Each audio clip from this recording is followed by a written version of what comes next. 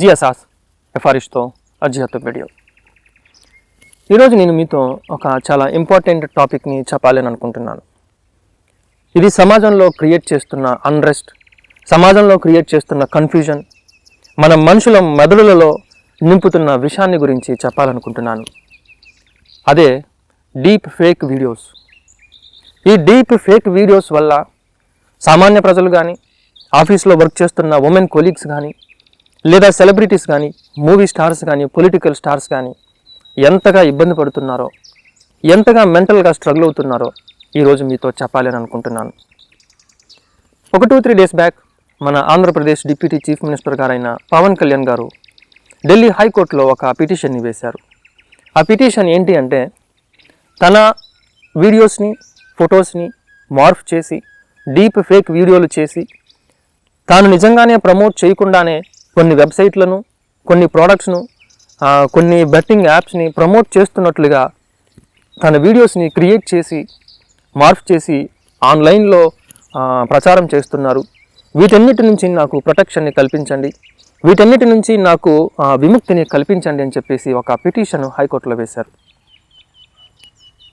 And కొన్ని months back cinema heroine అయిన రష్మిక మందన్న తాను సెమీ న్యూడ్గా ఉన్నట్టుగా ఒక వీడియోని మన వాట్సాప్లోను, ఇన్స్టాగ్రామ్లోను, ట్విట్టర్లోను, ఫేస్బుక్లోను విపరీతంగా వైరల్ చేశారు.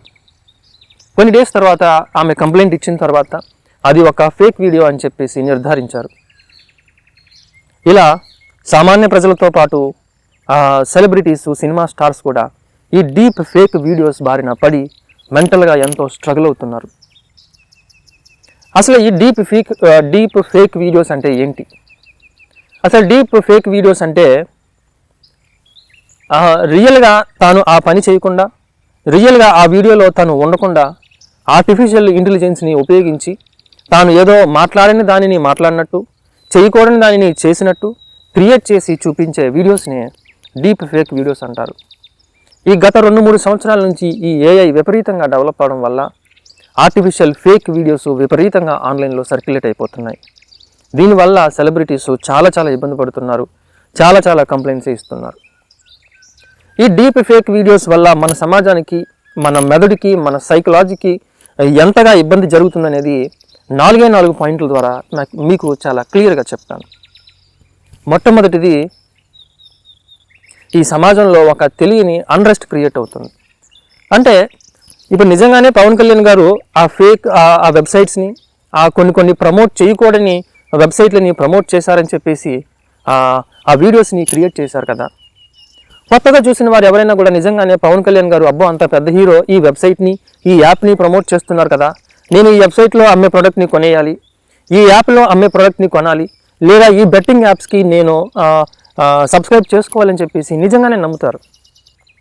ఎందుకంటే టెక్నాలజీ ఎంతగా డెవలప్ అయింది అంటే ఏది ఫేక్ వీడియో, ఏది రియల్ వీడియో తెలుసుకోవడం చాలా కష్టము అయిపోయింది. సో ఆబ్వియస్గా ఫస్ట్ టైం ఎవరైనా వీడియో చూసిన వెంటనే నిజంగానే పవన్ కళ్యాణ్ గారు ఆ వీడియోని ప్రమోట్ చేస్తున్నారేమో అని చెప్పేసి ఆ ప్రమోట్ చేస్తున్న వెబ్సైట్లోని ప్రోడక్ట్స్ని కొనడానికి కానీ, ఆ సర్వీసెస్ని కొనడానికి కానీ ముందుకు వెళ్ళిపోతారు. నిజానికి ఆయన ప్రమోట్ చేసిన వెబ్సైటు కాదు, ఆయన ప్రమోట్ చేసిన ప్రోడక్టు కాదు. సో సమాజంలో తెలియని కన్ఫ్యూజన్ని క్రియేట్ చేస్తుంది. అండ్ ఇంకొక పాయింట్ ఏంటి అంటే, ఇప్పుడు నిజంగానే ఆయన చేయని పనిని చేసినట్టుగా వీడియో క్రియేట్ చేశారు కదా. సపోజ్ ఇంకొక పొలిటీషియన్ ఎవరో నిజంగానే ఏదో తప్పు చేస్తున్నో, లేకపోతే ఏదో అసాంఘిక కార్యక్రమాలు చేస్తున్నో, నిజంగానే తప్పు చేసి రియల్గా వీడియోలో దొరికిపోయాడని అనుకున్నాం. దొరికిపోయినప్పుడు ఆయన ప్రెస్ ముందుకు వచ్చి, మీడియా ముందుకు వచ్చి అది ఏ వీడియో, అది డీప్ ఫేక్ వీడియో, నేను నిజంగానే ఏం తప్పు చేయలేదు, అది డీప్ ఫేక్ వీడియోలు చేసి నన్ను నా పరువుని అప్రతిష్టపాలు చేయడానికి చేసిన వీడియోలు అని చెప్పేసి సింపుల్గా ఒక్క మాటతో తేల్చేస్తారు. సో ఇలా నిజాన్ని కానట్టు, అబద్ధం కానట్టు క్రియేట్ చేసి సమాజంలో ఒక తెలియని అన్రెస్ట్ని క్రియేట్ చేస్తున్నారు. ఇది నిజంగా ఏది నిజము, ఏది అబద్ధము, ఏది మనం నిజమని నమ్మాలి, ఏది అబద్ధమని నమ్మాలి, మనకి తెలియక సమాజంలో ఒక తెలియని ఒక కన్ఫ్యూజన్ని క్రియేట్ చేస్తుంది ఈ డీప్ ఫేక్ వీడియోస్. ఇంకా రెండో విషయం నేను చెప్పదలుచుకుంది ఏంటంటే, ఈ డీప్ ఫేక్ వీడియోస్ పట్టుకొని చాలామంది యాంటీ ఫ్యాన్స్, వాళ్ళంటే పడని వాళ్ళు, గిట్టని వాళ్ళు విపరీతంగా ఇన్స్టాగ్రామ్లోను, ఫేస్బుక్లోను, ట్విట్టర్లోను విపరీతంగా ట్రోల్స్ చేస్తున్నారు. సో ఒక్కసారి గమనించండి, ఆ సినిమా స్టార్స్ మనుషులు కాదా? ఆ సినిమా స్టార్సు మనుషులు కాదా? వారికి మాత్రం ఎమోషన్స్ ఉండవా? వారికి మాత్రం ఫ్యామిలీలు ఉండవా? వారికి మాత్రం భార్య భర్తలు ఉండరా? వారికి మాత్రం పిల్లలు ఉండరా? వారికి మాత్రం అక్క చెల్లి తల్లి తండ్రి ఉండరా?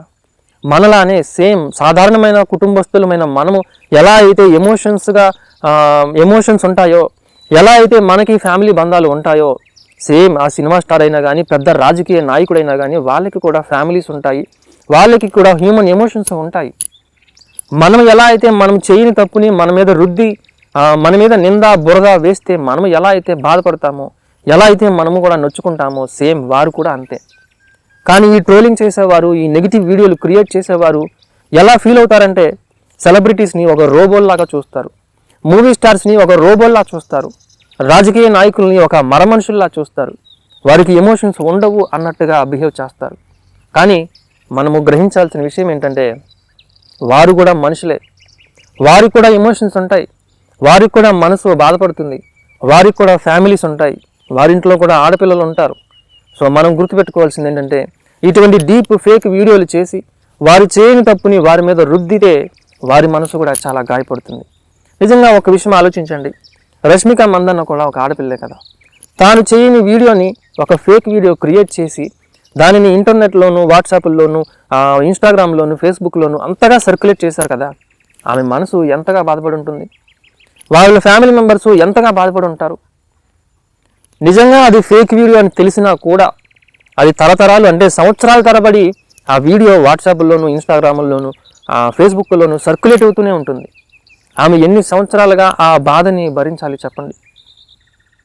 సో ఇది కూడా సమాజానికి ఒక చెడ్డ పరిణామం. ఇంకా మూడో విషయం ఏంటంటే, మనది మానవ బ్రెయిన్. మన బ్రెయిన్కి కొన్ని లాజికల్గా ఆలోచిస్తే ఏది తప్పు ఏది రాంగు అనేది తెలుస్తుంది. కానీ దానికంటే ముందు మన బ్రెయిన్ చూసిన వాటన్నిటిని నిజమని నమ్ముతుంది. సపోజ్ ఇప్పుడు రష్మిక మందన్న వీడియోని గురించే మాట్లాడదాం. ఆమె ఒక సెమీ న్యూడ్ వీడియోని చేసినట్టుగా క్రియేట్ చేసి ఒక ఫేక్ వీడియోని బయటికి వదిలేరు కదా. లాజికల్గా ఆలోచిస్తే నీ బ్రెయిన్కి తెలుసు అది ఫేక్ వీడియో అని, కానీ ఇమ్మీడియట్గా చూసిన మరుక్షణమే నీ బ్రెయిన్లో ఒక నెగిటివ్ ఇంపాక్ట్ని క్రియేట్ చేస్తుంది. నీకు తర్వాత అది ఫేక్ వీడియో అని తెలిసినా కూడా ఇన్స్టాంట్గా నువ్వు చూసినప్పుడు, ఫస్ట్ టైం నువ్వు చూసినప్పుడు నీ మైండ్లో, అంటే ఇంకా డీటెయిల్గా చెప్పాలంటే నీ బ్రెయిన్లో హిప్పోకాంపస్ అనే ఒక పార్ట్ ఉంటుంది.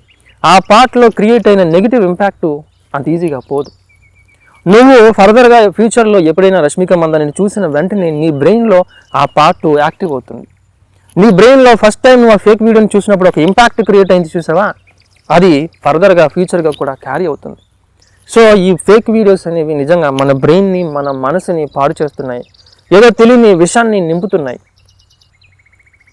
నువ్వు ఒకవేళ అది ఫేక్ వీడియో అని తర్వాత తెలుసుకున్నా కూడా నీ ఫస్ట్ ఇంప్రెషన్ ఉంటుంది చూసావా, అది మెంటల్గా చాలా స్ట్రాంగ్గా నీ మైండ్లో పనిచేస్తుంది. సో ఓకే, ఇప్పుడు మనం ఏం చేయాలి? దానివల్ల మన సమాజానికి వస్తున్న అరిష్టము, దానివల్ల మెంటల్గా ఆ సెలబ్రిటీస్ ఎంత హర్ట్ అవుతున్నారు అనేది మనకి తెలుస్తుంది.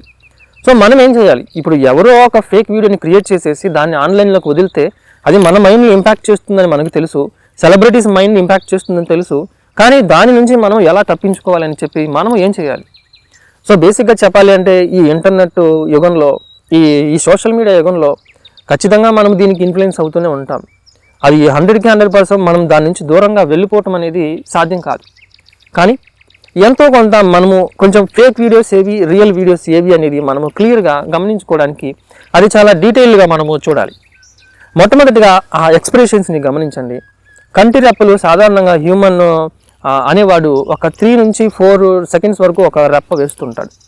కానీ సాధారణంగా ఏ వీడియోస్లో ఆ 3 to 4 సెకండ్స్ గ్యాప్ అనేది అంతగా ఫాలో అవ్వదు. అదేదో రోబో కంటి రెప్పలు వేసినట్టుగా వేస్తుంది. ఆ కంటి రెప్పలను కూడా ఒకసారి గమనించండి. అండ్ రెండోది, మీరు ఆ ఫేక్ వీడియోనా రియల్ వీడియోనా కాదని తెలుసుకోవడానికి ఇంకెక్కడ గమనించవచ్చు అంటే, సాధారణంగా అంత ఎగ్జాక్ట్గా లిప్ సింకింగ్కి ఆ ఆడియోకి అంత సింక్ అవ్వదు. సో దాన్ని కూడా ఒక్కసారి మీరు క్లియర్గా గమనించండి. అండ్ మూడోది, మీరు ఎక్కడ గమనించవచ్చు అంటే, ఒకవేళ లేడీకి సంబంధించిన డీప్ ఫేక్ వీడియోస్ వస్తున్నట్లయితే అటుపక్క ఇయర్ రింగ్స్ ఇటుపక్క ఇయర్ రింగ్స్ గమనించండి. సర్వసాధారణంగా ఫేక్ వీడియోస్లో రెండు పక్కల సేమ్ ఇయర్ రింగ్ ఉండదు. అండ్ ఇంకా నాలుగోది గమనించండి, మన లిప్స్ కానీ పళ్ళు కానీ అంత ఎగ్జాక్ట్గా క్లియర్గా ఒక ఫేక్ వీడియోలో మనము చూడలేం. రియల్ వీడియోలో కొంచెము క్లియర్గా కనిపిస్తాయి, కానీ ఫేక్ వీడియోలో మన లిప్స్ కానీ మన పళ్ళు కానీ అంత క్లియర్గా కనిపించవు. సో ఈ చిన్న పాయింట్స్ని మీరు చూసి అది రియల్ వీడియోనా ఫేక్ వీడియోనా అని చెప్పేసి మీరు కొంచెం గమనించవచ్చు. సో ఇది మన వరకు మనం చేయగలం, కానీ ఓవరాల్గా ఈ డీప్ ఫేక్ వీడియోస్ అనే దాని మీద మనము సొంతంగా నిర్ణయం తీసుకునే దానికంటే గవర్నమెంటే ఒక స్ట్రిక్ట్ మెజర్స్ని తీసుకొస్తే బెటర్ అని నా ఒపీనియన్. ఎందుకంటే సమాజంలో ఏది నిజమో ఏది అబద్ధమో అని తెలియకుండానే ఒక కన్ఫ్యూజన్ని క్రియేట్ చేసేస్తుంది ఈ ఫేక్ వీడియోస్.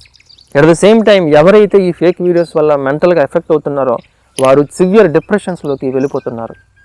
సో ఖచ్చితంగా ఈ డీప్ ఫేక్ వీడియోస్ మీద గవర్నమెంట్ ఒక స్ట్రిక్ట్ పాలసీని తీసుకొస్తే బెటర్ అని నా ఒపీనియన్. ఈ డీప్ ఫేక్ వీడియోస్ గురించి నా ఒపీనియన్స్ని మీతో షేర్ చేసుకున్నాను. ఇంకా ఫర్దర్గా మనము ఈ సొసైటీని ఎలా ఇంప్రూవ్ చేసుకోవాలి అనేది మీకు ఏమన్నా ఒపీనియన్స్ ఉంటే కింద కామెంట్ రూపంలో షేర్ చేయండి.